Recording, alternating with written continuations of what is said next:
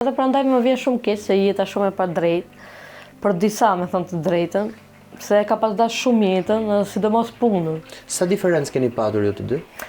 Mos gaboj, unë 30 kam bërë tani, 30. 30 vjeç që kam bërë tani, ai ka qenë 34 vjeç. Diku 4 vite, 5 vite diferencë. Nuk mund të kem pasur më shumë, as më pak. Çfarë ndodhi atë ditë?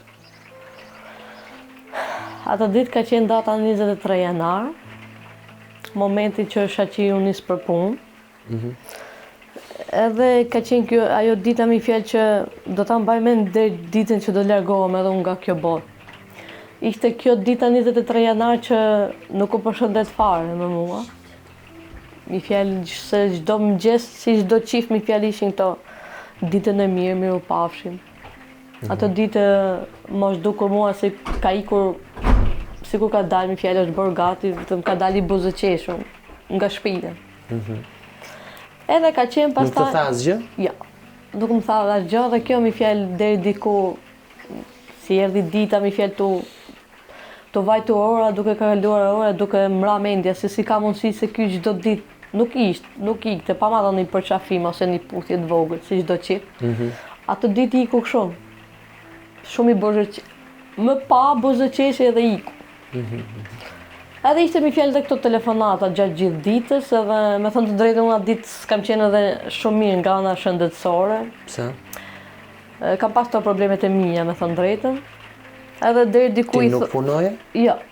Pa ta punu me thënë drejtën, po atë periudhën janar. Atë periudhë shqyqyr Zoti nuk qeshëm punë se ishte veç Shaqiri që më shkputi, se pata një problem, mi fjalë. Nga ana shëndetësore për vete, dhe tha do të shkëputis edhe ti tha të pushosh, që ta marrësh vetën më mirë.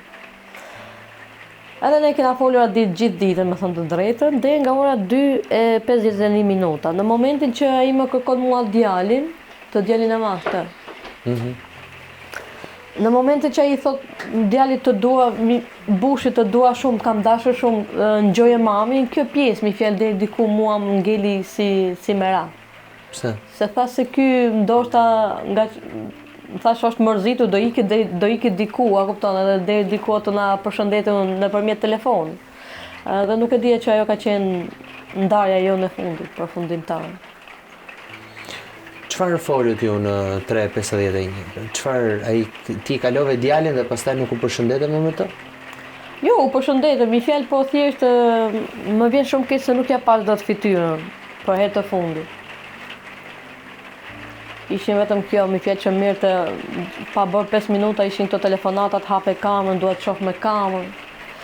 Mi fjalë mua i më shikonte dot, unë nuk e shifsha dot atë. Pse? Nuk e shifsha se nuk e nxirrte veten, a kupton? Tha jam me shokët, jam me shokë edhe unë e kuptoj. Nuk këm ngula më ndese, tha jam me shokë. E kuptoj.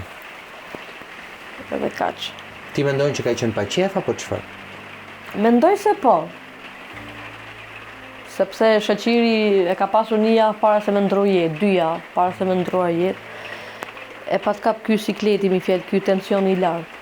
E dërguam në spital, edhe ai nuk kishte ngjuar të me bë ato analizat ato gjëra, si kishin thënë doktorata. Çfarë kishin thënë doktorët? Kishin thënë me bë analizë, dhe ai ka qenë një tip që i mbante çdo gjë, mi fjalë, i mbante shumë për veten. Dhimbjen, mi fjalë, nuk kishte dëshirë.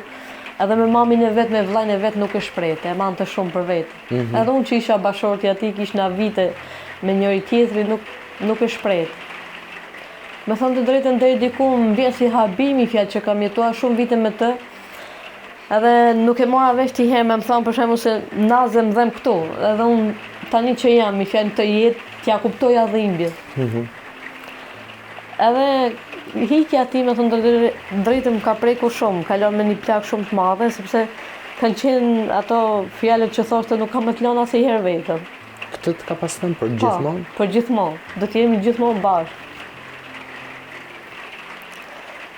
Edhe momentin që unë e kam marrë vesh mi fjalë që ai ka ndruar jetë, kam qenë mi fjalë, nuk kam qenë edhe në gjendje shumë të mirë.